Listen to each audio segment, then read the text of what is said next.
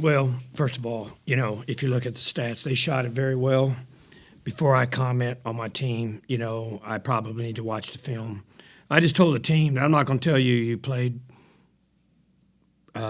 without a lot of energy, but I told them, but I said I will tell you this: they played with more. Troy State out hustled you, and that's not to say y'all were dogging it out there. I told them, or anything. That's just to say that you got out hustled. You got outplayed tonight by a visiting team who just played 2 games on the road. Yes, we played 2 games on the road also, but we are at home. So, you look at their shooting stats. They shot 50 from the field. They shot just under 50 from the 3. They hit 9 of 11 free throws. They hit shots tonight. They scored. They had more turnovers than we did. We out-rebounded them for one of the first times in a long time, including 15 rebounds. So, we didn't shoot the ball well, except for free throws. We did a good job, 17 of 22. But, Nigel's 3 for 8 is perfectly acceptable. That's something I would not disapprove of. But all our guards just didn't have it tonight. Mason's 1 for 10, Casberry's 2 for 6, Marlon's 2 for 6. People are going to play zone. Shelby's 0 for 1. People are going to play zone on us. Basically, they're doing that to say we're going to make you shoot outside. And we didn't have that tonight. We did not hit it. So I'm open for questions. Coach, one area that the team did do pretty good was second chance points. What do you like from the rebounding and the second chance points aspect of the game? No, I was pleased with our rebounding. And it's hard to say you got out hustled if you got that kind of rebounding. But, I just think that their energy from start to finish was somewhat better than ours. I'm not going to say significantly better, but somewhat better. And that's the difference in 8 points. We also had an opportunity. I think what happened, I can't remember what the score was, but we were down 3, and, I want to say Marlon threw it to Asbury, and it goes out of bounds. And then we bring it down, and Asbury tries to drive baseline. He throws it away. And I thought right then, I said, you can't muff up opportunities like that. Told the guys, just come down or be patient, run offense. And that's one thing I would tell you. I don't think we were as patient today.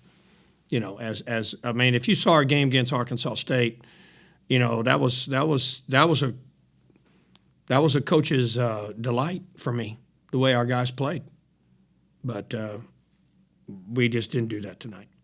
And I've told them. I said, with the exception of last year, guys, and we did lose some close ones at home. We lost to Monroe. We lost to Georgia State. We lost to UTA. And but in some other years we've done almost better on the road than we did at home. And I will tell you this. I'll tell our fans, if anybody's watching, our guys played pretty good on the road. We lost some very close games on the road. Closer than this game. There was a play in the second half where Marlon was able to get the outlet pass and go baseline to baseline, essentially. Do you like that type of play, pace? Yeah, if you can beat them on the drive, yes. Is that something But I will tell you this, how many times did they press us? How often were we able to do that? You can't do that if people are pressing you. And, sure, if we can get the ball down the floor, and make a good decision. But I just told you about 2 decisions where we're pushing it down the floor, too. So if you're going to pick out one, here's 2 more where we didn't do it. In the second half, you're able to get up more shots. Is that, comparatively to the first, is that something that you're going to see more of? Or I'm going to tell you what all that is we're not ready to play. We're not ready to play the first half. They thought they were, and they came out and they realized, hey, we're down, whatever we were down at halftime, 29-28. Listen, I've told my guys, if you let people score over 65, we're not going to win. Because we don't have the offensive firepower to do that. Last year we had Trey Nottingham. We had Nigel.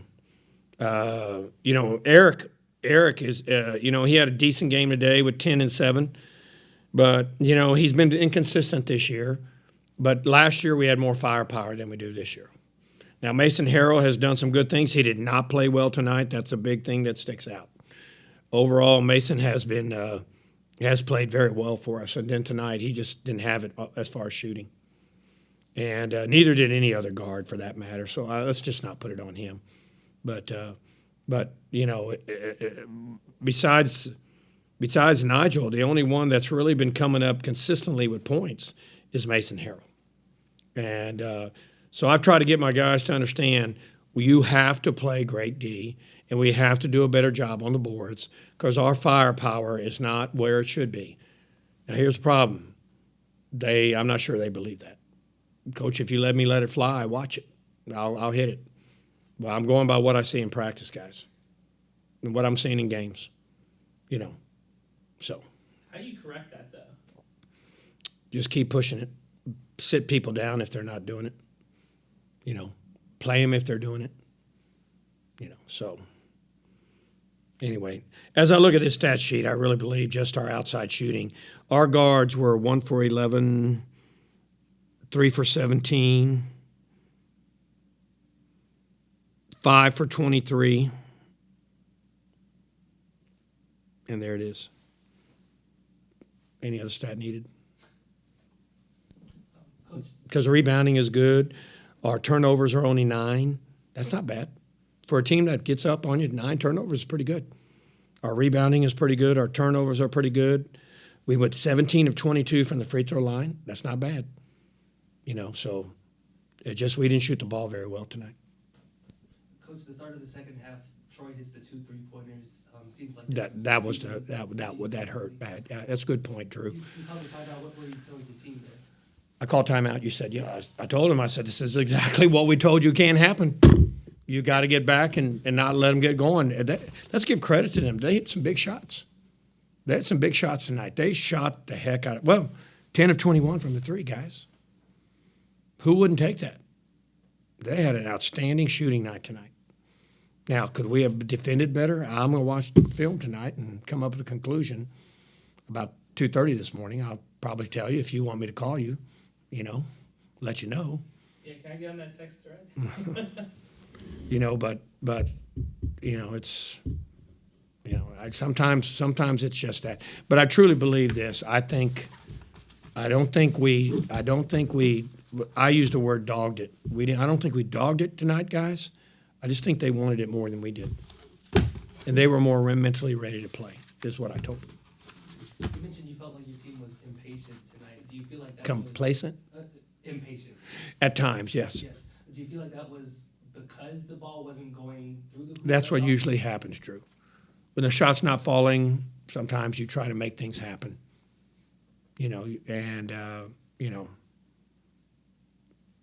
I mean, if what did I say, we're 6 for 23? Is that what I said? 5 for 23. 5-23. Well, if I throw Nigel in there, because he is a perimeter player, we're 11 for 38. We're not going to win many games shooting 11 for 38. Got to give them some credit on defense, too. You know, their defense deserves some credit. Well, there's a play that stuck out to me in the second half where you got the outlet and you were able to go baseline to baseline, essentially. That was kind of the feeling of the second half. I thought a lot more pace. What happened at halftime to bring the pace out of the second half? You know, at halftime we just said we got to pick up our intensity. They were playing harder than us the first half. You know, we just had to – we were down. You know, I think we were down by like 10, 11 points, so it wasn't no time to wait. It was time to go. That's pretty much it. You just had to pick up our sense of urgency. Do you feel like it caused the offense to get a little bit impatient at times? I mean, us being down by 10, 11, you kind of have to be impatient and be more aggressive, look to score with time winding down. So, yeah, I guess so. You know, this was one of you guys' better rebounding games of the season, and you guys had the second chance points advantage 20-4. What was different about this game, rebounding-wise? You know, they had a 5-man that was about 6'4", so, you know, we just had to be more physical than them, box them out, you know, just go grab the rebound and be more aggressive than them.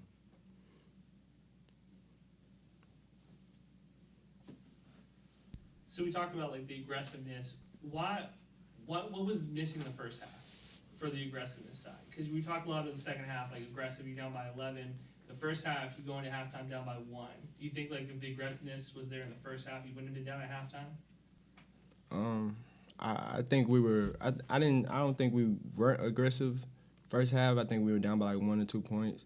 I think just some miscues on defense got us out of that in the second half, and that's how they were able to run away. Especially like right out the second half, I think they hit by like 3-4 threes in a row. So that's really what set us back. Nigel, it seemed like there was some confusion defensively early on in the second half, and Troy hits the 2 3-pointers early on. What was Coach telling you guys in that timeout early in the second half?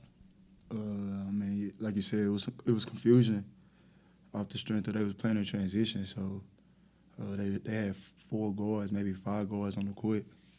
So some people, you know what I'm saying, including myself, it was like, I wouldn't say that we didn't know who we had on defense, but they playing with straight guards. So you used to run into, like a 4 or 5 man used to run into the paint first, but they man running straight to the three-point line. And the guard sees that they man running to the three-point line, they have to stop they man, as in the 4 or 5 man's player, and they'll leave somebody else open and just throw rotations off. And then sometimes a 4-man, off of the strength of that, a 4-man will end up on a point guard, and then it'll turn into dribble drive, or a 5-man on the point guard, or a 5-man on the 2 guard, who really a point guard, but he's playing the 2 because they got 5 guards on the court. So it'll turn into dribble drive and a kick into a wide open 3. What can you take away from this game? Like when you're talking about like the 5 guards on the court at the same time, what can you take away from this game going forward the rest of the conference? Because some other conference teams, UTA, I'm thinking, kind of do the same thing. What's the takeaway from that? I don't know, like what you're trying to ask. I mean, it's wins and losses, you know. So at the end of the game, at the end of the day, it's comes down to making plays. Regardless if they play 5 guards on the court, we gotta do what we do best. So it's not no takeaway from. It's nothing that they did that threw us off. You know, it's more what we didn't do.